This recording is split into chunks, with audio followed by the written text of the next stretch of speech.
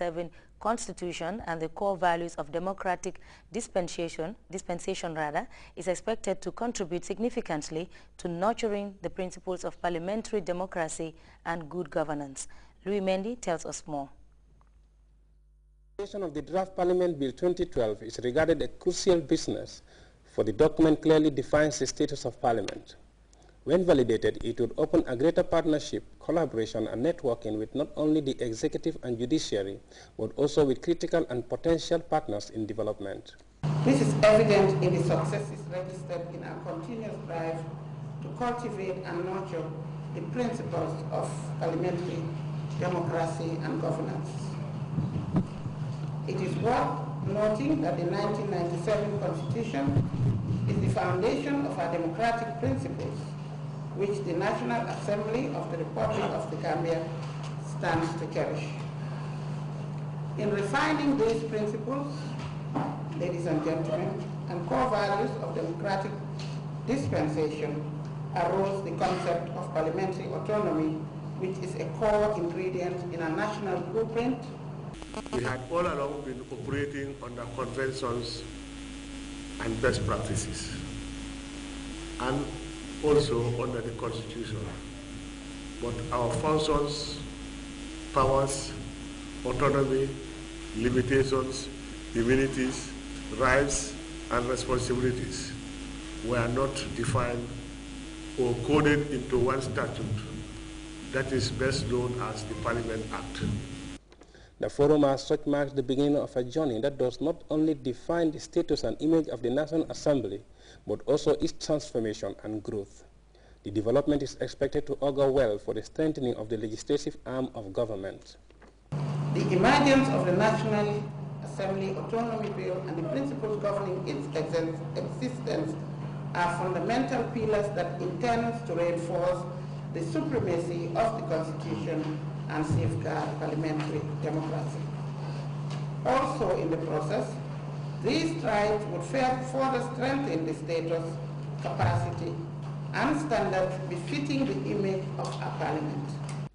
For a legislature that is guided by the principles of separation of powers and at the same time enjoying support from the executive, lawmakers have sounded confident that the draft Parliament Bill 2012 will contribute significantly to nurturing the principles of parliamentary democracy and good governance. Louis Mendy, Grts. 34 junior and secondary schools recently took part in the Great Olympiad Mathematics Competition, a move that treads towards mathematical development through healthy contest. The winners of the competition were recently awarded their prizes at a colorful ceremony. Aji Amisisi was there and she reports 4 young mathematicians were discovered to represent the Gambia in the Pan-African Olympiad coming up later this year in Tunisia. Aji Amisisi has more.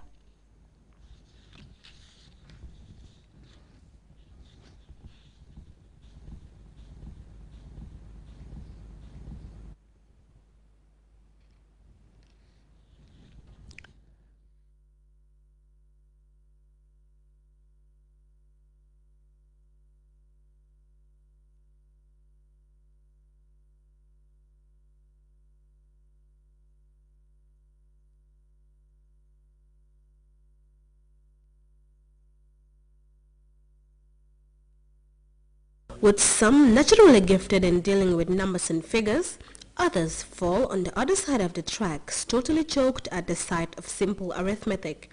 This occurrence typifies the psych-challenging nature of math, a prominent subject without which entrance into universities and other high learning institutions is not granted. Various measures to mask the domineering practice of mathematical problems have emerged over the years to reduce the fear of failure groomed into the minds of many. One latest attempt by the Youth Care Foundation is the introduction of the Great Olympiad Competition, which saw the participation of 34 schools in a fierce competition of communicating about mathematical concepts, reasoning and establishing proof amongst others. With a syllabus which is above the usual WIC standard, winners emerged from both junior and senior levels. Aminata Jaju from Deeper Life emerged first in the junior category, followed by Yankuba Jabe from Latrikunda Upper Basic, and Mustafa Sow came out third from St. Teresa's. Solving matrices with Kamus rule captivated one of the examiners, which left Jamima Ifunanye Ibo, a student of Ndaos, in the first place. Abubakar Sisa from the Gambia Methodist Academy followed, and the third place was dominated by a student of Sibek International. 4 students whose performance in the Great Olympiad competition have earned them places in the Pre-Pan-African Olympiad, staged for later this year in Tunisia, were also discovered. These students are to represent the Gambia in the North African country, having to pull it up against students from other parts of Africa. They have proven to be able to calculate answers efficiently outside classroom setting, which is believed to consolidate their previously learned concepts. Practicing math with structured social interactions is believed to have the potential of developing the mind's purely logical faculty. Games and competition provide opportunities for building self-concept and developing positive attitude towards mathematics through reducing the fear of failure and error.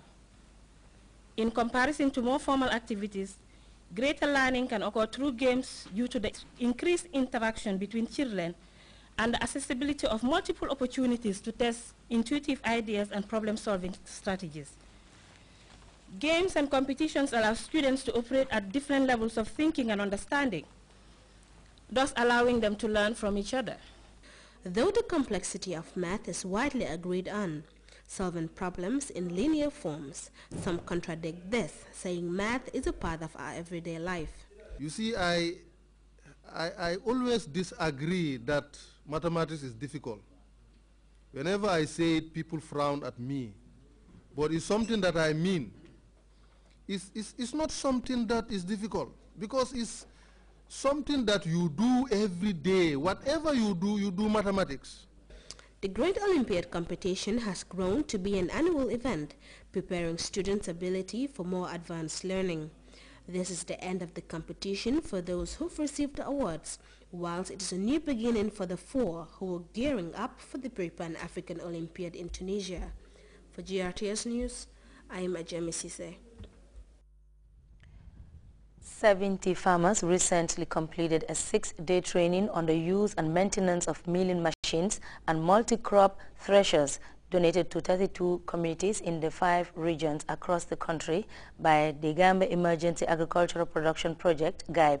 The gesture is expected to mark the end of the age-old way of milling and threshing cereals in the beneficiary communities. Louis Mendy has more. These farmers, numbering 70, represent 32 villages in 5 regions from across the country. The peasants recently completed 6 days training on the use and maintenance of 32 milling machines and 5 multi-crop threshers. Complimented for a job well done, the agriculturals will soon be heading back to their respective regions with the machines. This piece of news is expected to bring joy to their communities, for the development is supposed to eventually mark the end of the crude way of milling and threshing cereals, an energy-draining exercise that is not only time-consuming, but results in a significant percentage of post-harvest losses. 5 districts will benefit directly and 32 villages, across the country, because we distribute in 32 milling machines plus 5 multi-crop threshers. But these are machines. If you give a machine to one village, on paper you call it a direct beneficiary, but the indirect beneficiaries, you have surrounding villages that will be coming to those villages. The Gambia Emergency Agricultural Production Project, since inception some 2 years ago, has intervened in about 600 communities across all regions. Though the project is phasing out and is to be substituted by the West African Agricultural Productivity Program, its impact on the beneficiaries remains unquestionable. The impact of the JIP, I think these are visible and very measurable. From a monitoring and evaluation point of view, we've given seeds and fertilizer 2010, and in those 600 villages, the average yield has been increased in upland rice from 1 ton per hectare to 2.8 tons. Okay, regarding the 300 power tillers that we gave, it is evident that it has decreased the drudgery involved. Receiving words of wisdom from their donors and tutors, The beneficiaries were reminded to not only prioritize the maintenance of the machines, but to always use them to the best interest of their respective communities. This new development was preceded by the donation of fertilizer, power